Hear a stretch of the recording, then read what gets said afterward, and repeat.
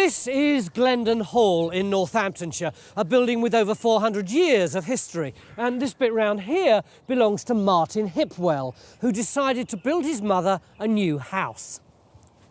But when he dug the foundations, he uncovered every builder's worst nightmare: a dead body. And not just one, but another one, and another, and another, and another, and another, and another. So what are they all doing in the outbuildings of an English country house? And just as importantly, how come no one knew they were there?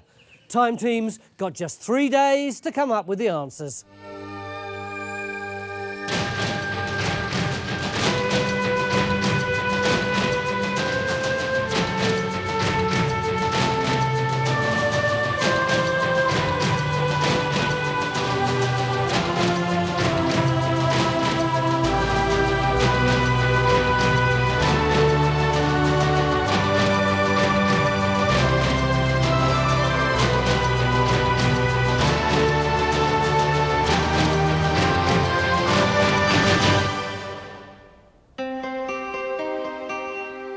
The imposing Glendon Hall is a patchwork of different styles and phases of architecture dating back to the 17th century.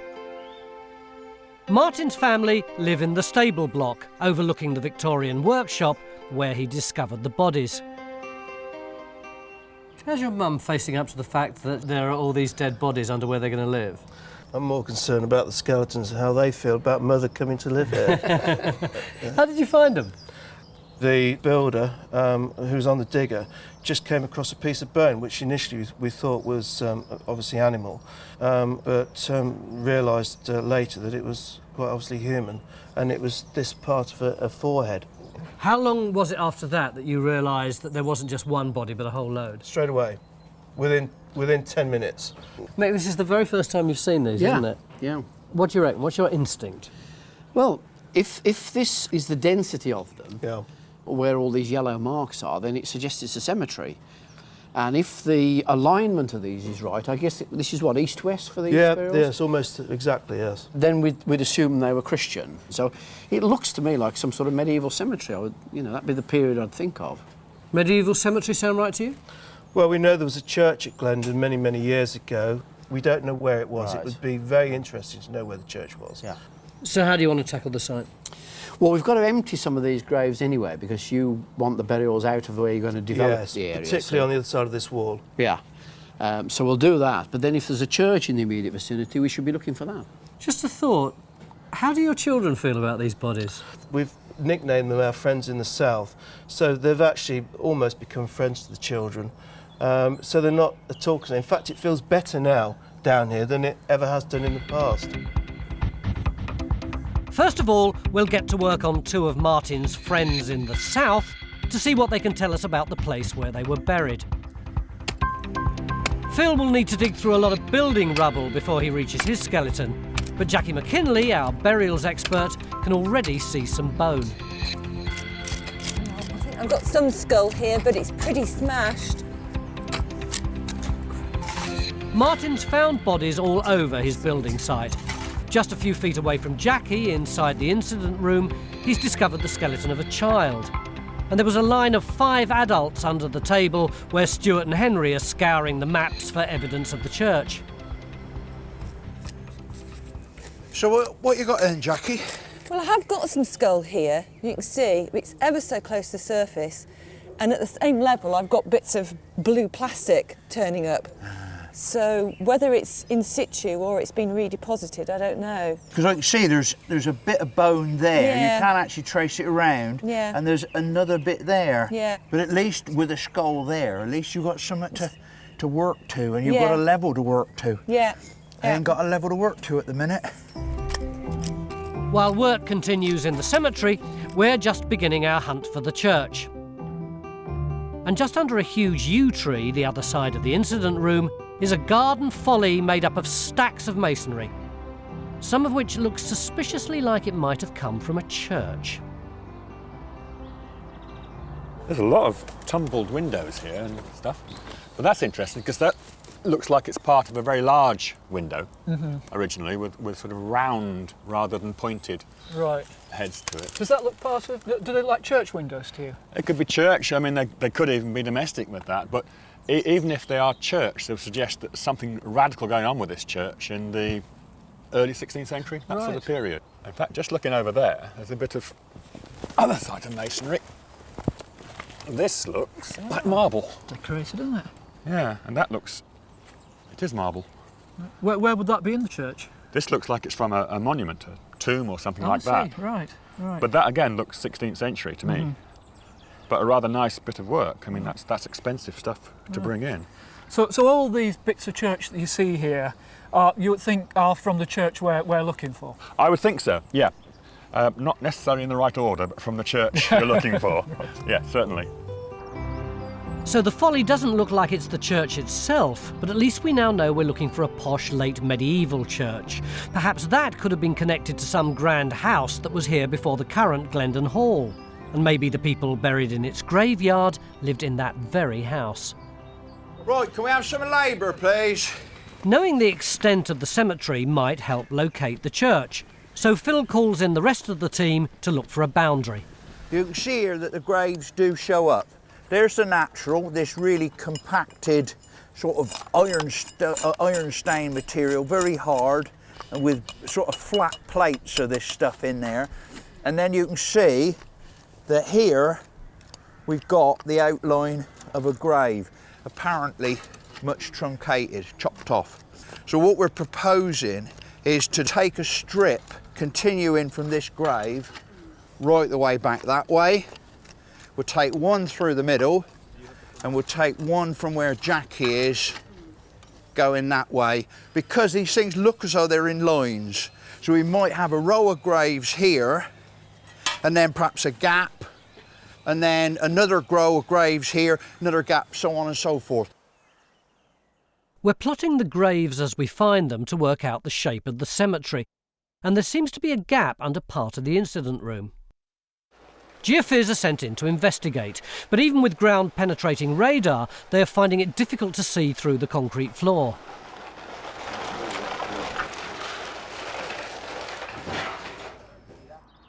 According to local historians, a stained glass window in the hall came from the old church of St Helen at Glendon. Richard, these don't look like stained glass to me. They're not. They're actually painted glass, and almost certainly not English. They're probably Flemish. And it's bizarre that it's just these two colours. That's all they could achieve at that time in the early 16th century. Just the two colours, the yellow and the black, and obviously the white is the unpainted glass. It's only later, when they got enamelling sorted out, they could actually introduce a colour to it. How high quality is this glass? Well, I would say that's top notch. I mean, just look at that, the actual quality of the detailing in the beards and the clothes and things, it's fantastic. So what does this imply to you about the church? It implies that somebody had a lot of money to spend on the church. No matter what size it was, they had enough money to lash out on fantastic, top-of-the-range Flemish glaziers. While the team continues stripping back the cemetery, Helen's scouring the diocese records for information about the church. Helen, have you managed to find out much about our mysterious church?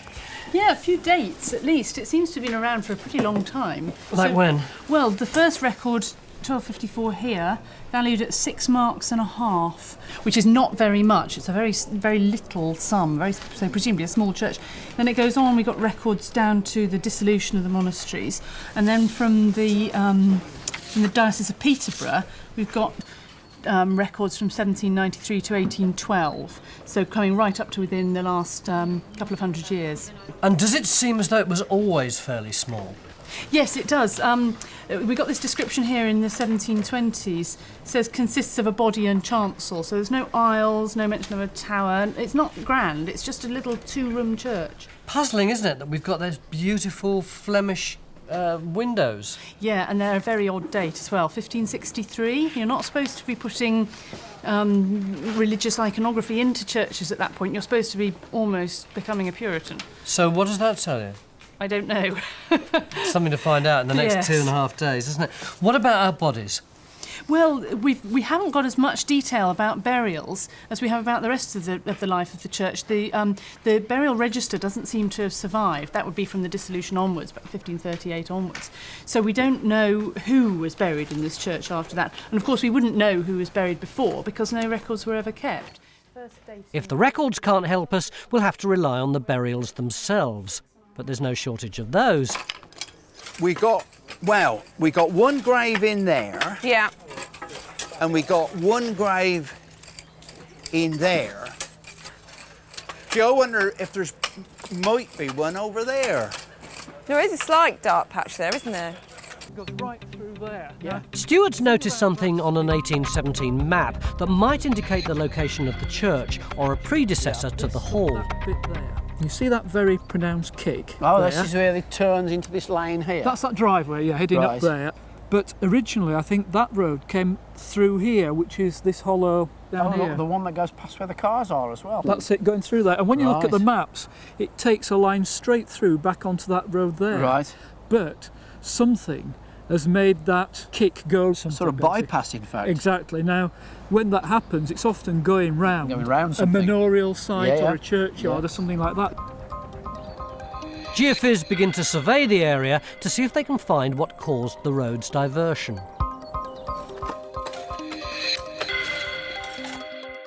Four grave cuts are now under investigation in the cemetery. Phil's finding a lot of redeposited bones, probably disturbed by builders centuries before Martin started work on his mother's house. And a few feet away, Jackie's skeleton is set hard in the sticky, trampled clay. As you can see, this is quite a short grave, and that's because it's a young individual. So does that explain why it's in such a bad state? Yeah, I mean, the bone is very, very fragile anyway. You can see the skull's very, very thin. So are those the legs? Yeah, we've got the two femurs here, so that's a bit of the thigh bones, but they've been cut at the knee by this going in. And then the additional complication is there's actually another individual there. Really? I can hardly see that at all. Yeah. Well, that's two tiny scraps of bone. It is. That's a piece of pelvis, believe it or not. But that's part of probably not even a full-term fetus that's been put in here. So if we've got two children here, do you think we could be looking at some kind of zone of children around here? Well, it's interesting you should say that because of the graves we've got in this area. Just round there's an infant. The two graves that Phil had over there have got what look like an infant and a juvenile in them. And the only adult bone we've had is out of the redeposited bone out of the pit that he's got there. The grave cuts are narrow, and the arms seem to be positioned tight to the body as if shrouded. This suggests that these are poor burials and not residents of any previous hall. But it turns out that Glendon used to be much more than just a big house. It's described in the Domesday Book as a settlement consisting of 9 households, the remains of which could be in the fields surrounding the hall. We've got the earthworks survey that the Royal Commission did back in the 1970s. You can see the hollow way and various other earthworks around the site. What does a hollow way mean? Well, it's just the road has sunk basically, and it's probably sunk through where, but it's lined, you see, with these rectangular platforms, which are the sites of the peasant farms, with the farmhouse and the barns and all the rest of it, and you can see a whole row of them along the hollow way. So what do we know about the village other than the earthworks? Well, the key piece of information we've got is from what's called the Domesday of Enclosure, 1517, and a chap called Robert Mallory held part of the manor, and he had 12 houses here and he swept away 9 of them. And that's the process of enclosure for sheep farming that helps to explain why the village went. Why does it suddenly become economically viable to evict people and then turn the land over to pasture? Well, you've got to go back a stage really to the Black Death in 1350, which wrecked the social structure of a lot of these villages. They relied on peasants working together to farm. If half to a third of them die off, then it makes it very difficult to work the system. And landlords struggled on all through the 15th century, but in the end they gave up, evicted the remaining peasants and turned these places into what were effectively sheep or cattle ranches. So the people who are buried here, are they likely to have been the people who were living by the side of the hollow way? I think it's almost certain that they would have been. If they are living round here and farming the fields around here and they've got a church and a churchyard, this is likely to be the place that they're buried. Stuart and Henry are beginning to survey the earthworks north of the Hollow Way to see what Glendon might have looked like during the medieval period. See this bank running along here? Yeah. This is interesting because it's exactly parallel to the line of that Hollow Way. By the trees? Yeah, the old roadway. And it's quite possible this is like a back boundary to properties which were fronting that roadway. Oh, right, okay.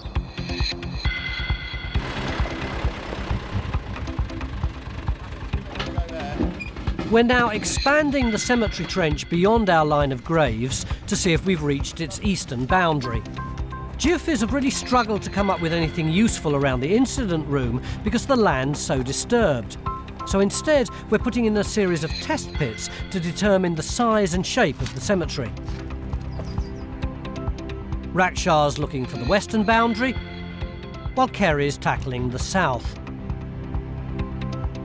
But will any of this help us find the church? Mick seems worried.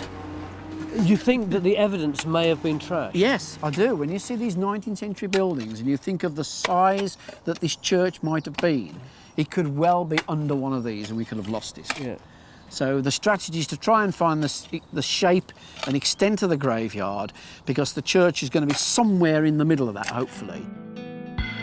We know that the medieval church consisted of a nave and chancel, so it could have been small enough to have fitted into the footprint of any one of the incident room workshops. So at the end of day one, we know the church isn't here because this is where all the bodies are, and there are more in that building there and another one on the far side of that building. We know the church isn't here because this is all natural with a few pits in it. The only place we haven't looked is over there. Could that be the location of the church? We'll find out tomorrow.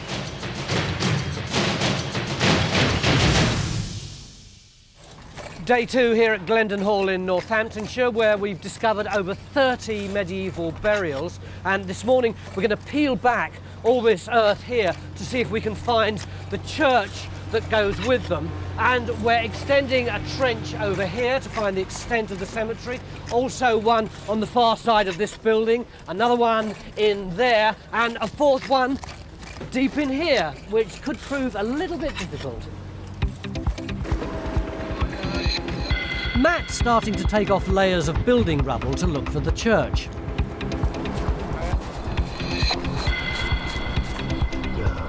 Meanwhile, Kerry has begun to expose an adult skeleton, which looks in much better nick than the multiple burials emerging from Phil's pit.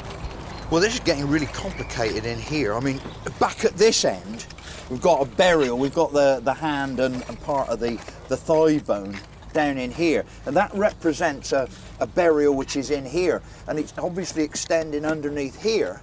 And then on the top of that, we've got this stone-lined burial with this deposit of just jumbled bones, which must have been put in either when this burial went in or when they actually put the building up. So if this is a comparatively late grave, we're probably looking at something that's really of relatively high status. I mean, somebody's taken a lot of care and trouble over getting these stones, bringing them in, lining the grave. It's quite amazing. This is the only grave on the site that has got stones like this.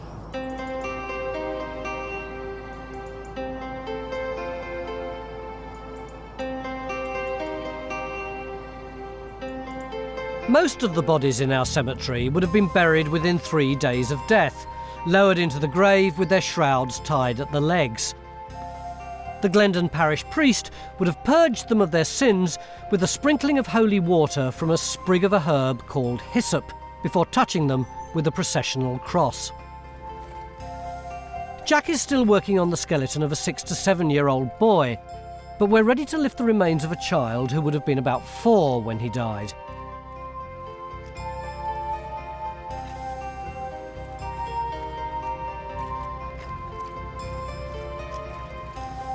We'll only lift the burials that Martin's building work would disturb. The others will be allowed to remain where they are in the grounds of Glendon Hall. Yesterday, we were looking for the reason why the old Hollow Way was diverted from its original course straight through Glendon. But frustratingly, geophys aren't able to come up with an explanation. One or two things, but nothing special. No obvious buildings or anything like that? Definitely no stone buildings on this platform here, and nothing occupation-like that I can pinpoint. That's useful though, John, because we did debate about whether to put a trench in this. And I think, you know, we probably wouldn't on the basis of what you've said anyway. If it's not beside the kink in the road, it's even more likely that our church is inside the cemetery. So Ian is about to put in our third test pit, deep in the undergrowth on the east side. Once he gets the digger into the copse, he'll be on the lookout for more burials.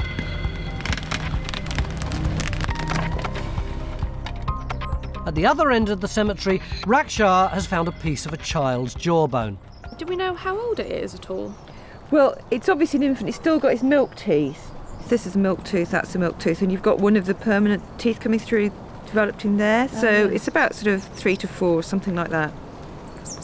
So we now know that the cemetery extends further to the west, but in the east there are no signs of any more burials.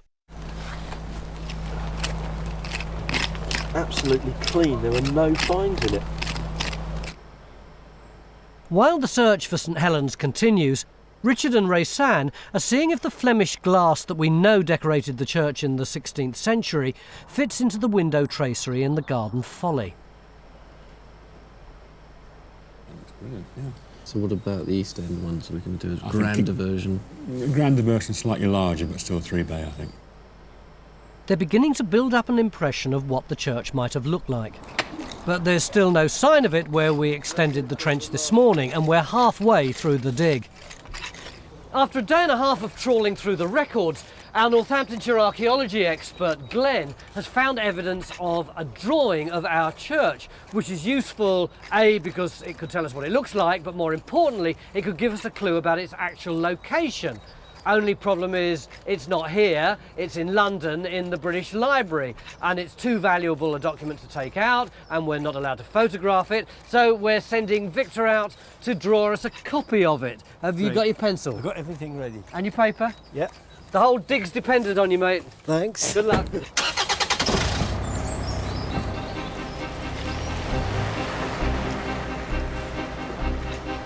But we can't wait for Victor's drawing, so Matt is putting another test pit in to the north of the cemetery, where the owners found stone foundations when they were landscaping their gardens. Perhaps this could be the foundations of the church. Jackie is taking a look at the skeleton in Kerry's trench. It's much smaller and more gracile than some of the other adult skeletons we've seen. What does gracile mean? Quite slightly built, petite, one might say. Yeah. This angle here looks fairly broad, which would suggest you've got a female, but it'd be easy to tell when we can see more of it. What about these bones here? Well, that looks like we've got at least 2 there, unless somebody's got 3 big toes, which isn't very likely. So there's at least parts of 2 more going off in that direction. Again, adult ones they look like. Phil's burials are still multiplying. He's now revealed a stone-lined grave, a jumble of bones, a child and the skeleton of a baby. So we've got 4 interconnecting burials, all in a very small space, which really is probably what I'd expect from a medieval cemetery. Yeah, but it seems to be very different from what we've got over here with what looks like graves that are neat and tidy and respecting each other. Seems to be. I mean, you've got to remember, with these burials, we haven't yet lifted one intact skeleton. We don't actually know that they're actually sitting on the bedrock natural. It's perfectly possible that there might be more bodies underneath. We're beginning to work on the village where these people lived. Stuart's looking for a spot to put in a trench to confirm that the platforms on the south side of the holloway really are the remains of the village of Glendon. While Geophiz are hoping to add some detail to the earthwork survey in the north field by using magnetometry, which shows up signs of occupation such as ditches and pits. Glenn's scouring documents around the time of the Black Death to see if he can find out when the village started to fall apart. The English landscape's covered with deserted medieval villages.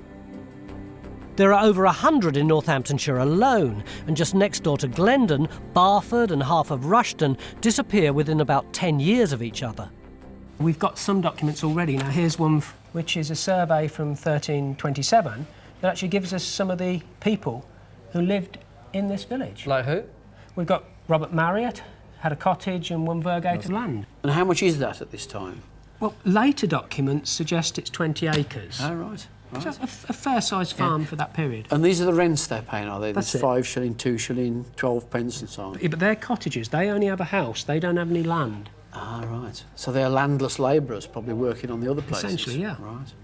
John Lane, Richard Chapman, Roger Merrick. So these people could actually be buried out here.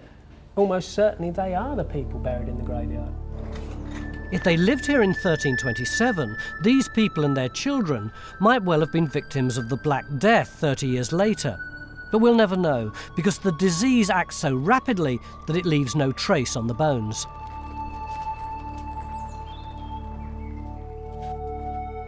Lifting the child's skull is a delicate process because the bones are so fragile. Phil's now found a 5th body below the skeleton of the baby. This one looks like a strong male, perhaps one of the labourers. Pottery finds from this pit confirm that we have an eastern boundary of the cemetery. We've got a very small assemblage of pottery which came from this pit down here. Now, there's not much, but it is telling us a little story. I mean, looking at it, you can see that the rim of this pot's got quite thick soot all the way around it. Oh, yeah. So it's obviously been on a fire, which is the sort of thing you'd expect. Yes, so it comes off in the sun. They didn't do their washing up very well. It's a domestic assemblage. Right. It's probably been used for cooking or boiling something, you know. So it's evidence of domestic activity. You wouldn't expect to find pottery in a living cemetery, yeah. I mean, the graves are all that side. There's no graves coming this way, so it could actually be that we're outside the cemetery here. Things are taking shape in the cemetery, so we're almost ready to start digging on the south side of the medieval village. Right, am I happy with the size of the plot? Things, I mean, this look like a series of tenement plots, I don't mind if it's a small plot. I mean, if we found a cottager with a smaller holding, that'd be interesting. Okay.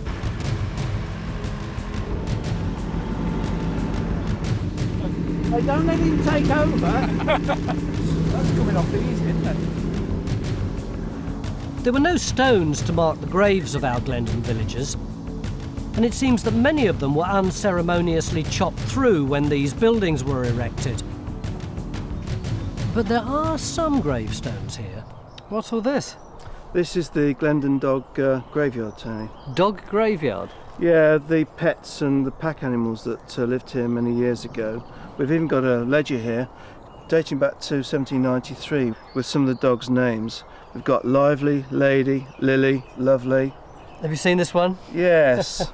I thought you'd like that. Tony.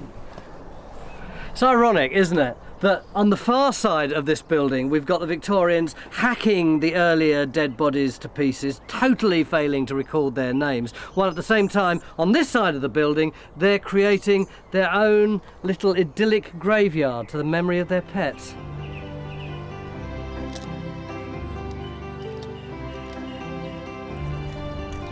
We're beginning to find some pottery where our village might have stood. What you got? You tell us. Sort of stuff that gets you excited.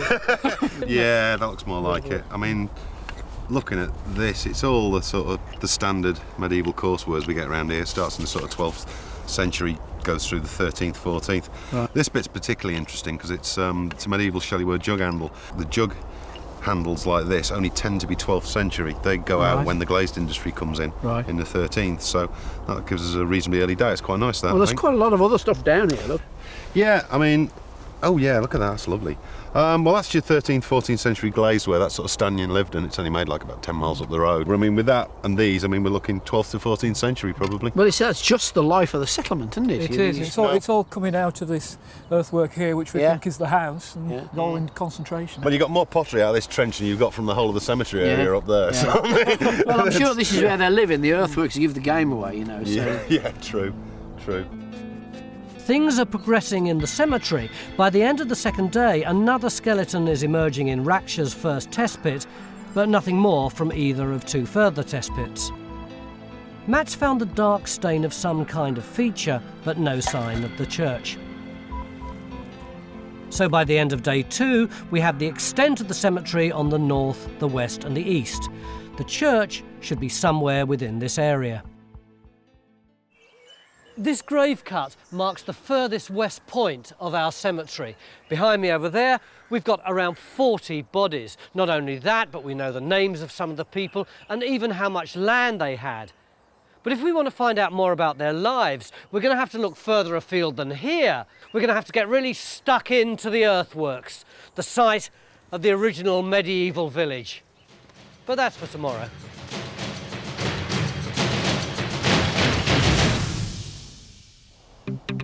We're into our final day at Glendon in Northamptonshire, where we've found 5 layers of bodies in a medieval cemetery.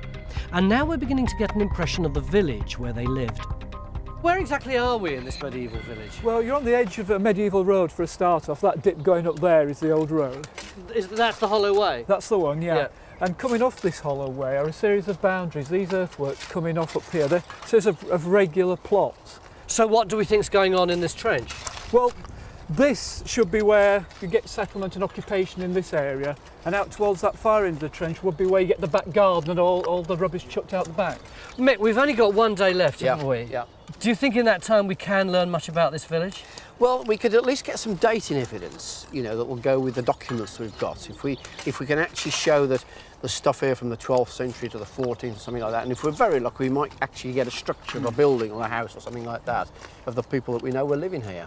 Paul, we've got the names of people who were living here in 1327. Can you give us any pottery which ties into that date? Well, the medieval stuff that was coming up last night when we were machining has got a broad span that certainly covers the known dates of occupation of the village, yeah. But there is a potential spanner in the works, I'm afraid. Which is what? Which is this. It's a piece of Roman. It's 1st, 2nd century, and it's in really nice condition, and it came right off the top of this ditch just here. So there are still problems to iron out? Yeah. Are we just going to limit ourselves to this trench? Well, I think we've got the labour to do more. So I think another evaluation trench perhaps on the next platform up. 2 of the villagers who lived and worked in these fields are being revealed for the first time since they died 6 to 7 centuries ago.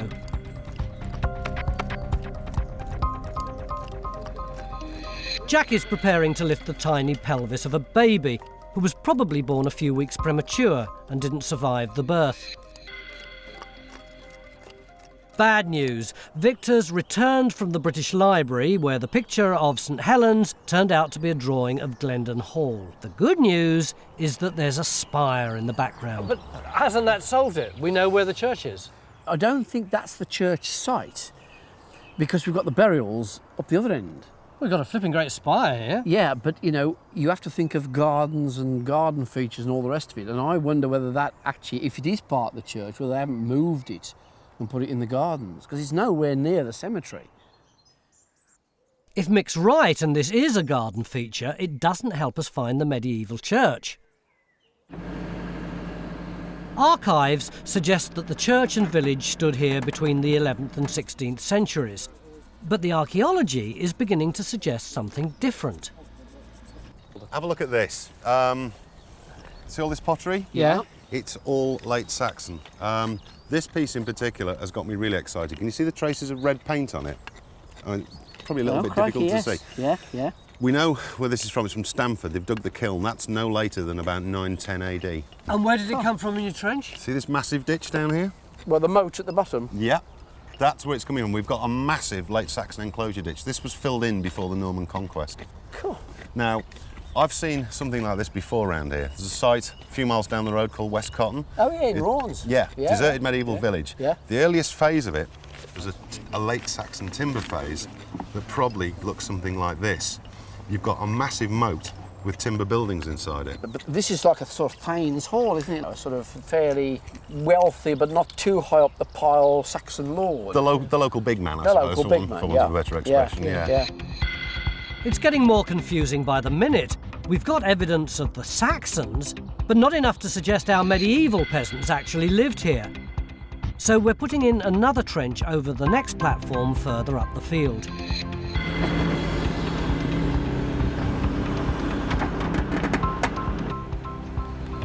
John and Henry are superimposing the geophys of the North Field over the topography and can clearly see evidence of earlier phases of occupation. That is just so good, isn't it? Yeah. I mean, if we highlight that medieval ditch going with the earthwork, Yeah. and can actually try to show the prehistoric Yeah, runs underneath the medieval bank. Yeah, I mean, that's the key, isn't it?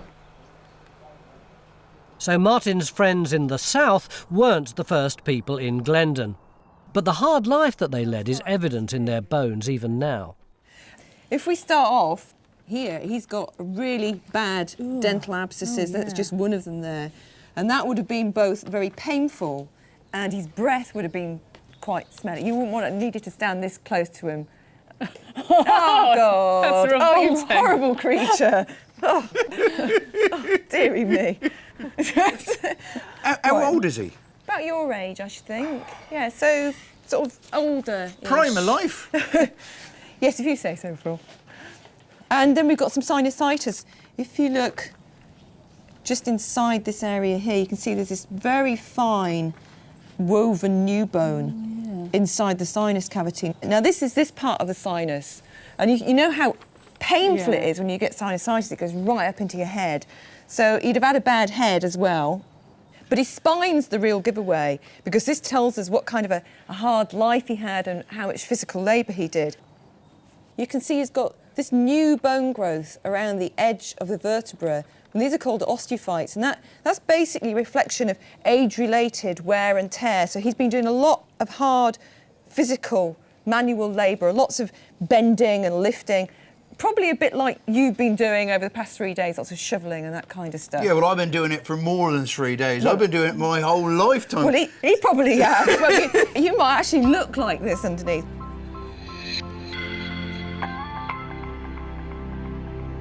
Working in these fields would have been slow and backbreaking. Today we have modern mechanical diggers, but they don't seem to be helping us locate the village where our peasant farmers lived. It's too clean, isn't it? It's just way too clean. Yeah. What we really need is, like, you know, big piles of bone and pot and black stuff. It's just not there. I don't think you can get it. It's starting to look like that trench down there, which is just absolutely clear. Yeah. Nobody living here, is there? Going across the road. I think we should, because there's pottery coming up from the other side on that. Get the geophys plot. Yeah, well, there was that bit of just ploughed ground over there. I had a wander about on that yesterday, and I picked 3 or 4 bits of medieval pot off that. So a final slot over the road. Well, If our medieval peasants weren't living in the south field, surely they must have been in the north field. But we've only got half a day left to find out. Back in the cemetery, Phil's extending his trench, searching for some sign of the church. See, I can't help but think there's something in there, Ian. Coming along here, look. Do you see that? Yep. No, I don't, but, I mean, it don't look like a grave. What do you think? A rubbed out wall? I don't know. I don't know. I don't know what it is. All I know is I think it's there. But we're not finding any more graves. No. Please, God, no more graves. Let's go on back a bit. Okay. If this is a robbed-out wall, perhaps it's our first archaeological evidence of the church. Just after lunch on day 3, and geophys have finished their survey of the field to the north of the Hollow Way. I mean, crikey, cracking there's some results as well. fantastic results, but ignore most of them. Right.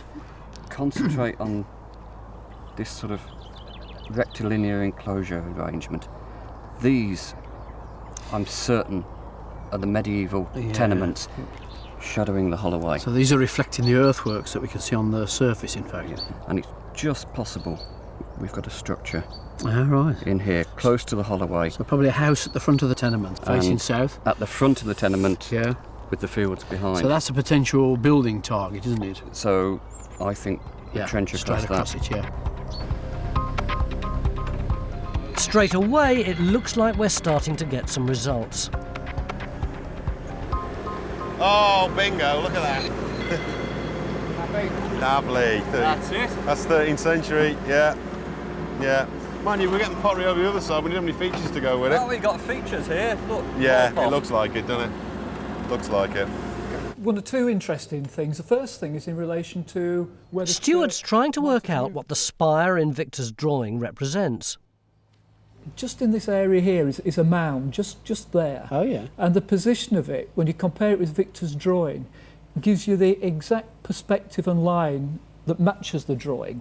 And what I think that mound is a garden feature on which they put something like an obelisk So or that's an eye the catcher. spike we can see on That's the it, yeah. right. I think it's a garden feature. It fits in with the design layout we see for this parkland, and it's exactly the sort of thing you get in this kind of grand landscape. Such grand gardens seem worlds away from the lives of the medieval peasants in our cemetery, who somehow managed to keep the village going for 150 years after the Black Death.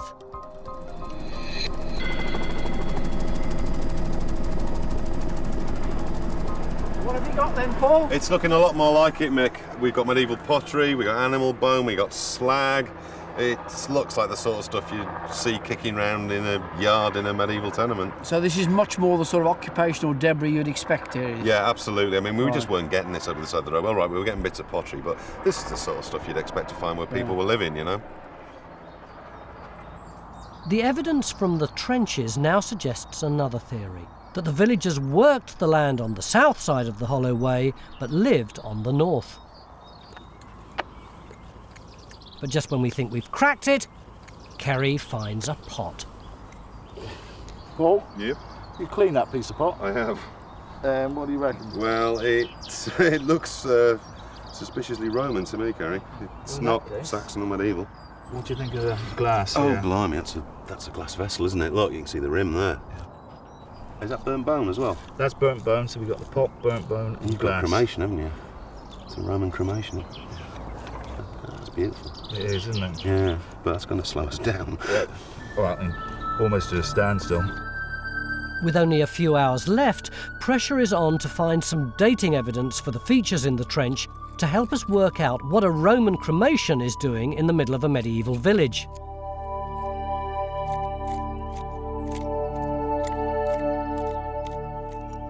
Phil's finally ready to find out what's inside the stone-lined grave he found yesterday. There's something buried underneath there. It's a big old stone, isn't it? It is. Go on, have a look. Ooh. Anything underneath Oh, wonderful things. there? Don't give me I that. can't see anything. I'm afraid. Shall I hold the matter? Can you have a look? Yes. Well, no, I'm not. Have you got it? Yep. Oh, look, one bit of bone. That's what I thought. Yeah. Come on back, you can do it. Under the stone is yet more bone, so we have another conundrum on our hands. Perhaps we're not looking at a grave after all. So this could be sitting on top of this great mass of redeposited bone, and could actually be the base of a grave, do you think? The base of a stone-lined grave?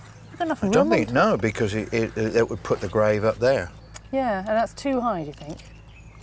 I'm sure it is. I just wonder whether, I mean, wonder if it's not a wall foundation, is it? Wall of what were you precisely thinking? Wall of church, were you thinking? Well, I mean, it makes you wonder. At last, this is the clue we've been waiting for. The stone lies at the end of the robbed-out wall which Phil discovered earlier. Our archaeologists agree that it seems most likely that the original 13th century church must have been where the rear of the incident room stands. An extension was added later over the first burials that Martin found. If only the rest of the village were that straightforward. Kerry, you got any more of our medieval village? We have, but I think what I have here might change your perception. Oh, crikey. So this is a cremation urn then, is it? I think it is. What do you make of it, Jackie? Well, most of the bone is actually outside the vessel, so it's not acted as a container, it's a grave good, the same as the glass vessel It's is. another offering, in fact. Yeah. And having a glass vessel there suggests we've got quite a high status burial. Yeah. And looking at the bone, there is human bone here, but there's also some animal bone. Right. Now, the Romans were particularly keen on their pyres in putting offerings of either piglet or chicken, and this looks a little bit like chicken to me. So Mick, we've got that big piece of Roman pottery over there. We've got this. Are we looking at a Roman landscape? Yes, but underneath the medieval one, I think. In fact, if you look at the geophysics and you look at the Henry's terrain model, you can see that there are features that don't align with the earthworks, the earthworks are almost certainly medieval. So there's something underneath. It does make me wonder what the medieval peasants would have thought if they dug down under their house and found this, doesn't it? The glass vessel, I mean, they would never see, it's fantastic. They wouldn't have known what that was at all, would they? No. I'm sure this is where this idea of, wizards and golden ages and things come from, because something like that they wouldn't understand, and something you don't understand is magic, and that would have been magic. Yeah.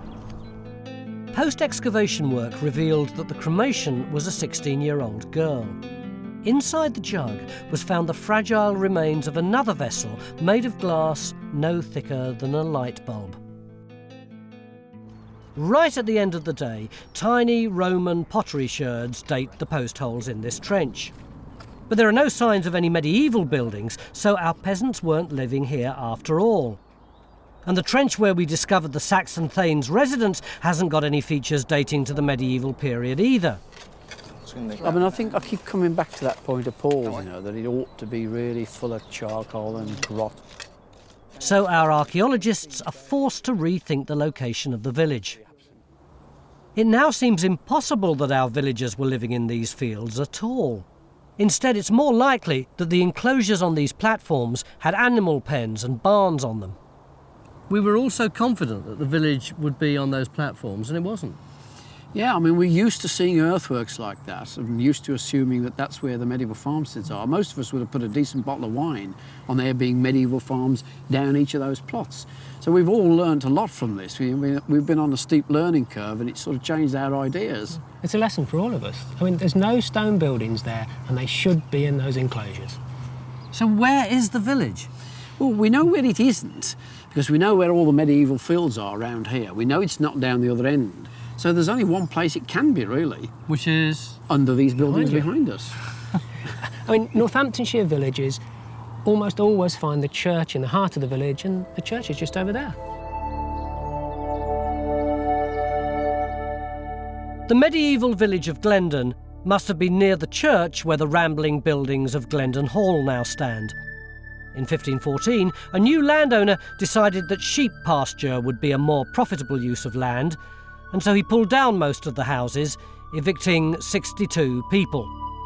Shortly after that, the first Glendon Hall was built, and the church became a private chapel complete with expensive Flemish glass. The next 4 centuries saw generations of landowners demolish, build and add to the hall, just as Martin was doing when he found his first friend in the south. I can't remember an episode of Time Team where we've been confronted by so many burials. Not just these medieval ones. We've had the Roman one. We've even had a Victorian pet cemetery.